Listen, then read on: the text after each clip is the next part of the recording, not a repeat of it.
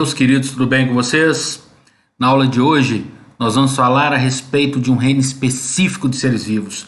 É o reino Plantae, ou como queiram, o reino das plantas. Aqui a gente tem uma sequência evolutiva no reino vegetal. Desde aqueles considerados os menos evoluídos, que são as briófitas, até o grupo vegetal, onde nós temos o maior grau de evolução, que são as angiospermas. Entre essas duas, da menos a mais evoluída, nós temos os grupos intermediários, que no caso são as pteridófitas e as gimnospermas.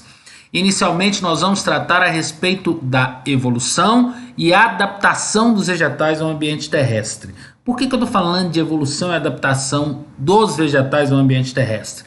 Porque se a gente observar nessa linha evolutiva, nós vamos ver quem são os ancestrais dos grupos vegetais terrestres. São as algas verdes que vivem em ambiente aquático. Consequentemente, esses grupos que se seguem, eles estão adaptados ao ambiente terrestre. Não quer dizer que todos apresentaram as características que eu citarei a partir de agora, mesmo porque nós temos uma evolução. Essas características surgem aos poucos. Então vamos começar falando um pouquinho a respeito dessas características.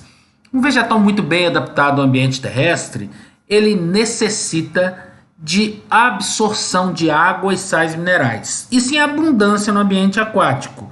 Já no ambiente terrestre, a estrutura desenvolvida para que os vegetais possam absorver água e os minerais é a raiz.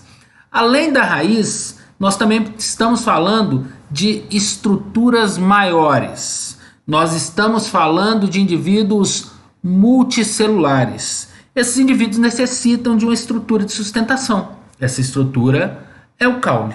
Além da raiz e do caule, nos grupos vegetais terrestres, nós também falamos a respeito de uma parte de uma estrutura que é responsável pelo processo de fotossíntese nos vegetais. Aquele processo que, pela captação de luz, os vegetais têm a capacidade de sintetizar a partir da água e dos sais minerais, absorvido das raízes, a síntese do carboidrato, a fonte de energia. Por isso que os vegetais são considerados como indivíduos autótrofos, capazes de sintetizar a sua própria energia. Eles são clorofilados. E essa estrutura que eu acabei de falar para vocês denomina-se folha. 3 estruturas já citadas. Raiz para absorção, fixação dos vegetais no ambiente terrestre, o caule para sustentação, as folhas para a realização da fotossíntese. Agora, pessoal, é necessário que a gente cite também outras estruturas de adaptação ao ambiente terrestre. Quando nós falamos da água e dos sais minerais, que são absorvidos por meio da raiz, nós estamos falando da seiva bruta.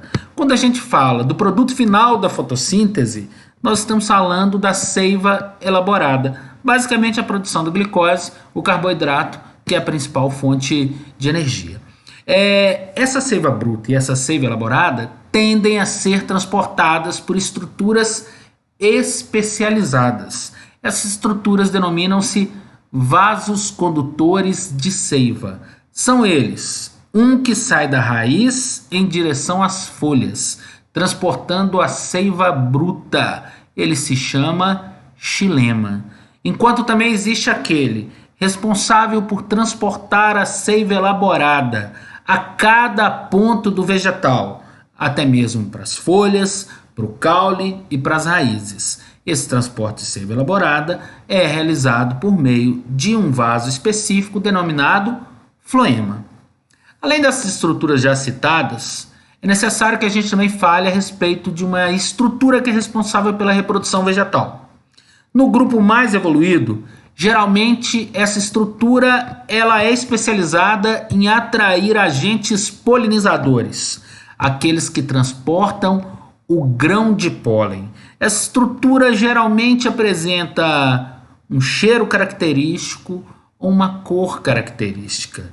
É isso mesmo que eu estou falando para vocês, eu acho que vocês já identificaram essa estrutura. Essa estrutura se chama flor. Essa flor apresenta essas cores, pode atrair insetos, pode atrair outros animais, ou até mesmo o cheiro específico que eu havia citado para vocês. Quando eu falei de agentes polinizadores, são aqueles responsáveis por transportar uma outra estrutura que também está presente na evolução vegetal. Essa estrutura se chama grão de pólen. O grão de pólen, ele não é o gameta masculino nos vegetais, e a gente vai tratar em aulas posteriores quando a gente falar a respeito da reprodução de cada um desses grupos vegetais. É o gametófito masculino, uma estrutura que transporta, uma estrutura que protege o gameta masculino, a célula reprodutora masculina. Além dessas estruturas que eu citei para vocês, do grão de pólen que está relacionado à flor, nós também podemos falar a respeito do ovário e do óvulo. O óvulo tem a função de proteger a semente. O ovário tem a função de proteger o óvulo. Pós-fecundação, o óvulo vai dar origem à semente dos vegetais, enquanto o ovário dá origem ao fruto. O óvulo protege o embrião, o ovário protege o óvulo. Posteriormente, após fecundação, o óvulo dá origem às sementes e o ovário dá origem aos frutos. Para a gente finalizar as principais características e depois a gente ver a que ponto da evolução surge cada uma delas, nós temos que falar também a respeito da independência dos vegetais para a reprodução com a dependência da água. Um vegetal bem adaptado ao ambiente terrestre, ele não depende da água diretamente para a sua reprodução. E a estrutura que trouxe a independência total dos vegetais no ambiente terrestre da água para a reprodução se chama tubo polínico. Depois eu vou citar nomes para vocês que estão relacionados à presença do tubo polínico. Mas inicialmente são essas características, algumas a gente já pode visualizar quando a gente observa essa linha evolutiva e posteriormente eu vou citando quando surgiu cada uma delas. Mas só para a gente entender, né? Entre as algas e as briófitas, o surgimento do que a gente chama de embriófitas. São plantas com os embriões já protegidos, tá? E essa estrutura está presente em todos os grupos vegetais. Entre briófitas e pteridófitas, a gente pode citar como uma das características presentes em nível de alteração evolutiva os vasos condutores de seiva, xilema e floema. Estão presentes nas pteridófitas, gimnospermas e angiospermas. Quando a gente fala um pouquinho da evolução entre pteridófitas e gimnospermas, a gente fala, por exemplo, da presença do grão de pólen, da presença do tubo polínico, independência da água para a reprodução, tá? Isso está presente nas gimnospermas e nas angiospermas. E por último, em nível de evolução vegetal, nós podemos citar a presença das flores e dos frutos, característica exclusiva das angiospermas. Aliás, as angiospermas são as únicas que apresentam todas as características aqui citadas. Não é à toa que no ambiente terrestre, a cada 4 plantas, 3 delas são angiospermas, ou seja, dominam 75% do ambiente terrestre. Alguns termos que a gente vai utilizar que é interessante a gente citar, né? Por exemplo, briófitas e pteridófitas. Aqui cita-se o termo criptógama. O que significa isso? A estrutura reprodutora, ela não é visível nessa planta. Cripto significa escondido. Diferente de gimnospermas e angiospermas, que já apresentam estruturas reprodutoras visíveis. Por isso elas são denominadas de fanerógamas. Criptógamas são briófitas e pteridófitas, apresentam estruturas reprodutoras não visíveis, enquanto que gimnospermas e angiospermas denominam-se fanerógamas, apresentam estruturas reprodutoras visíveis. Um outro termo aqui que a gente vai utilizar mais para frente é quando a gente denomina uma planta de traqueófita. Traqueófita significa que ela é vascular, que ela tem vaso condutor de seiva, ela tem o xilema e o floema. É o caso das pteridófitas, gimnospermas e angiospermas, tá? Um outro termo citado aqui é espermatófita, que se relaciona a essas duas aqui, ó, gimnospermas e angiospermas. Isso significa que essas plantas apresentam sementes. Por mais a gente segue, a partir de agora, falando de características gerais, comparando um grupo com outro, briófitas, pteridófitas, gimnospermas e angiospermas. Vão comigo e vamos falar mais um pouquinho a respeito dessa sequência evolutiva. Então vamos lá, pessoal. Começamos a falar a respeito das briófitas. Quem são as briófitas? São plantas que geralmente vivem em ambiente úmido. Daí a denominação fitosplantas, brios, úmido. Exemplos, os musgos, que a gente encontra em rochas, que nós podemos encontrar em troncos de árvore e por aí vai. Ô, gente, por que as briófitas se restringem a ambiente úmido? Existem explicações claras para isso relacionadas àquelas características de adaptação que eu havia citado para vocês.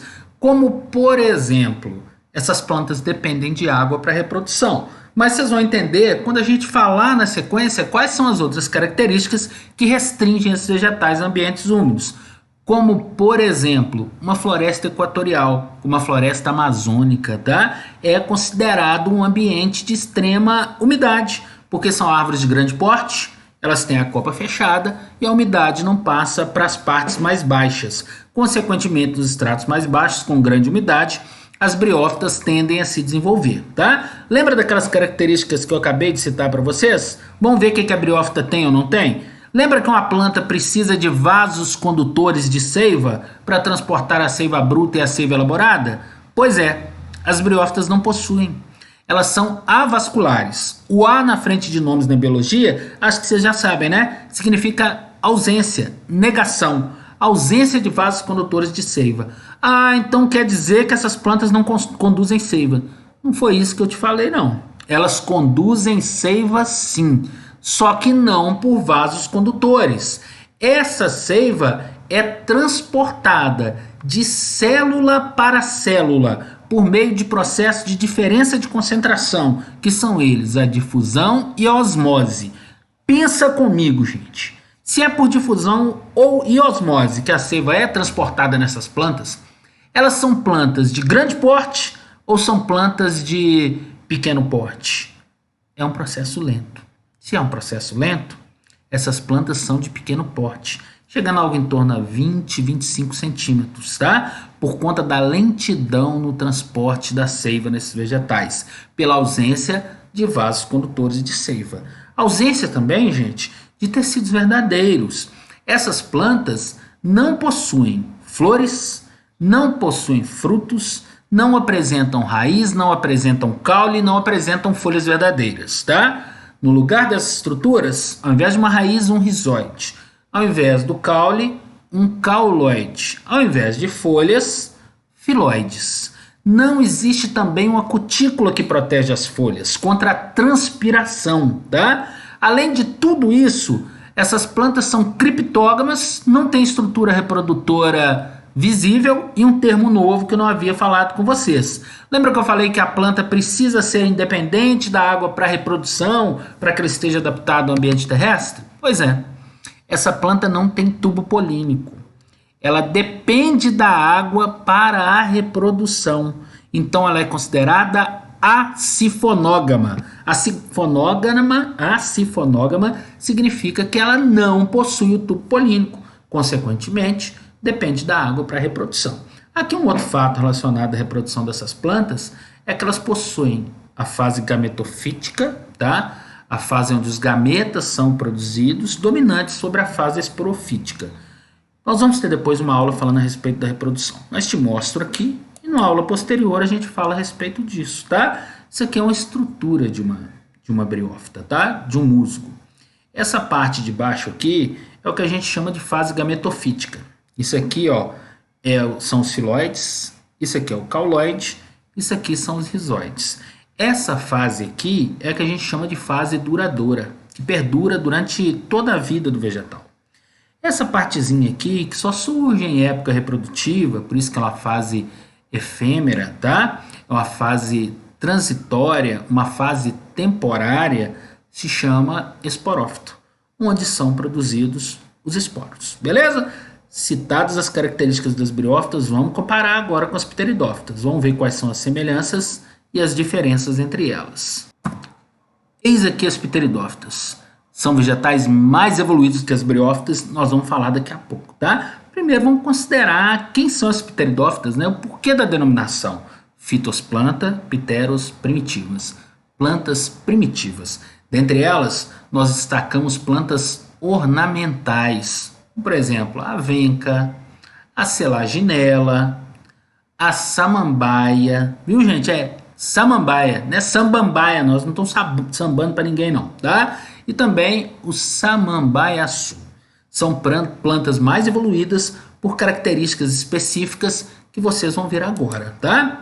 Por exemplo, são as primeiras plantas traqueófitas, são as primeiras plantas vasculares, ou seja, as primeiras a apresentarem vasos condutores de seiva. Por isso, o tamanho não é tão limitado quanto das briófitas.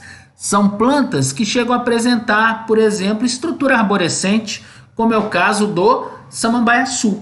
São as primeiras plantas a apresentar tecidos verdadeiros, são as primeiras plantas a apresentar raiz, caule e folhas verdadeiras.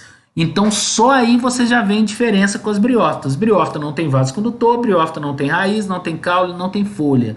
São as primeiras dentre os vegetais também a apresentar uma cutícula que protege as folhas contra a transpiração.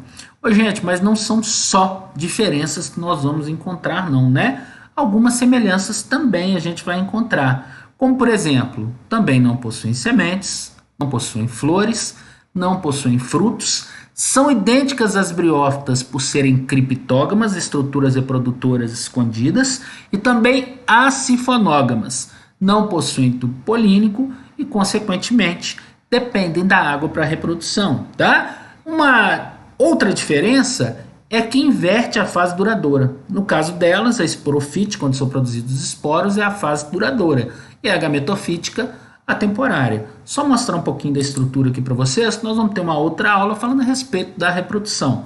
Isso é a fase duradoura, chamada esporófito, né? No qual a gente vê cada folha com seus folíolos, o caule específico, que é chamado de caule rizoma, geralmente um caule rasteiro, subterrâneo, e as raízes que esse vegetal apresenta. Então, como eu disse a vocês, quando a gente for falar a respeito de reprodução, a gente detalha um pouco mais, tá? Vamos seguir, porque na evolução vegetal agora nós temos as gimnospermas, tá? Gente, quem são as gimnospermas? As gimnospermas são plantas de grande porte, tá? Como, por exemplo, a gente pode citar as grandes sequoias, que daqui a pouco eu mostro para vocês uma foto de uma sequoia para a gente ter uma ideia. As plantas conhecidas como coníferas, por apresentarem formato de cone. É o caso do pinheiro e a araucária, árvore símbolo do estado do Paraná. Dentre outras gimnospermas, nós temos a ginkgo biloba e também a sica, tá? Ô, pessoal, agora por que esse nome gimnosperma?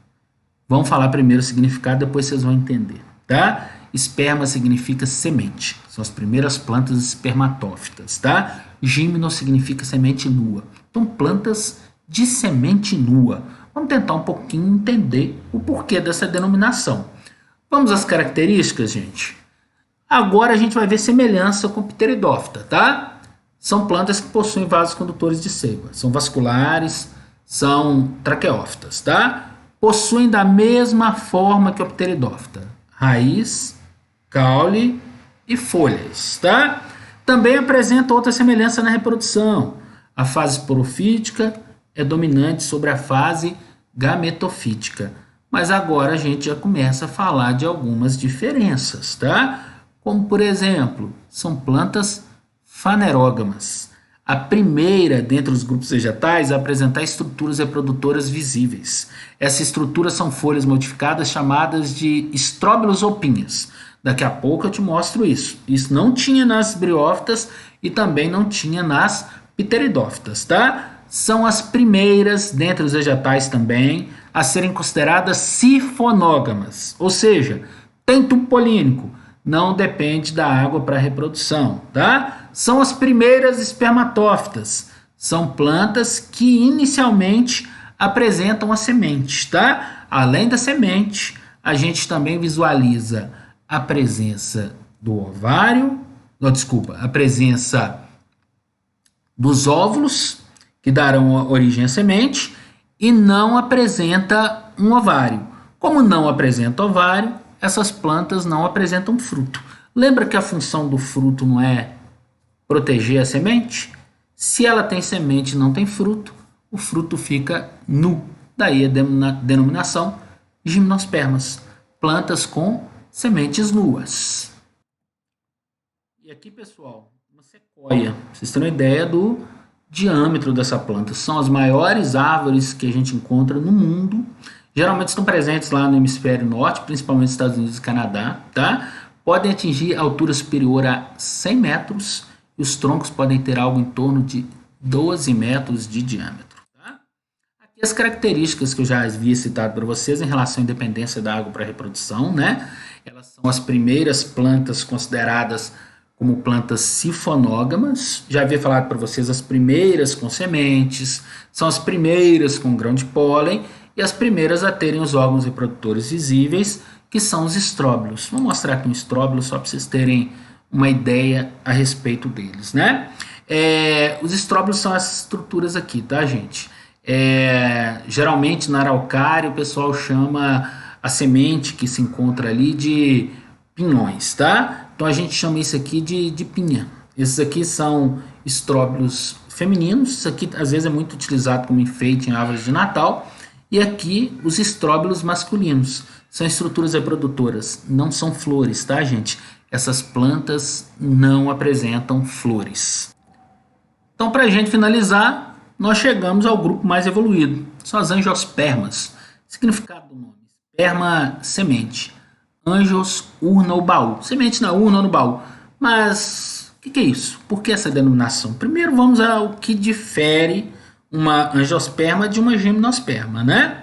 São os primeiros vegetais a apresentarem flores. Primeiros e únicos quando a gente fala a respeito da evolução vegetal, tá? Essa estrutura reprodutora que a flor é bem visível, nem precisa falar, por isso que elas são consideradas fanerógamas.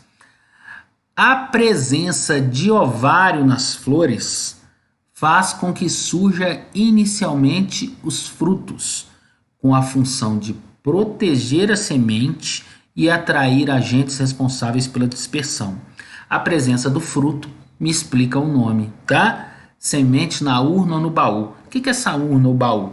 Essa urna ou baú é o fruto responsável pela proteção da semente, tá? Para a gente citar características aqui, dentre outras já citadas, mas o principal vocês já sabem, né? Presença de frutos e a presença de flores, a gente faz um apanhado geral. Tem vaso condutor, que surgiu desde as briófitas, né? Tem sementes, isso já surgiu no grupo anterior, que são as gimnospermas. São fanerógamas, a estrutura reprodutora é visível. Te falei, olha aqui, ó, uma flor de maracujá que é linda, linda, linda. E uma flor de papoula. São plantas que possuem tubo polínico, não dependem da água para reprodução, por isso são consideradas sifonógamas. Grão de pólen presente já estava nas gimnospermas. Aqui a exclusividade, a presença de flores e a presença de frutos, que a gente não encontrava nos grupos anteriores, né? Também a gente tem semelhança, desde as pteridófitas, a fase esporofítica, esporófito, dominante sobre o gametófito.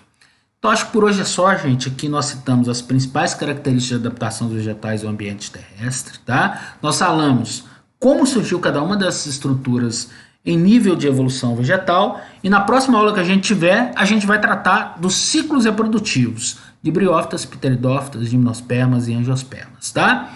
Então até a próxima, grande abraço, fui!